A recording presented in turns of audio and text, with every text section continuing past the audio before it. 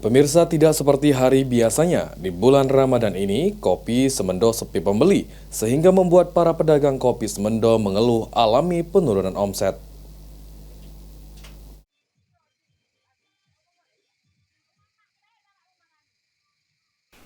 Pedagang kopi Semendo di Pasar 10 Ulu keluhkan sepi pembeli dan turunnya omset selama bulan Ramadan. Hal ini diduga karena banyaknya kopi campuran yang membuat harga lebih murah dan membuat harga kopi di pasaran menjadi terganggu. Di bulan Ramadan kali ini, para pedagang kopi Semendo mengaku hanya menghabiskan 10 kg sampai 15 kg dalam sehari dibandingkan hari-hari biasanya.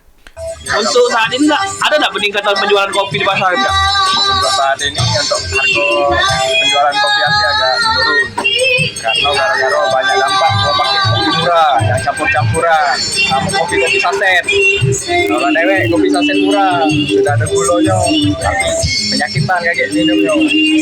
Untuk saat ini harga kopi buat sekarang ini berapa per kilo itu? Kami jual harganya 150 per kilo. Kamroh selaku pembeli kopi bubuk di Pasar 10 Ulu berharap kedepannya harga kopi di pasaran bisa normal seperti biasanya dan tidak ada kenaikan harga lagi.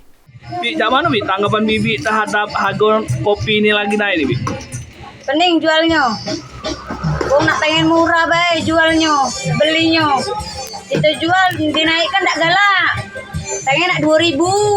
Jual 3.000 tak galak uang pasaran. Kedepan usai lebaran, pedagang kopi berharap adanya peningkatan penjualan dibandingkan sebelumnya. Idham, PAL TV.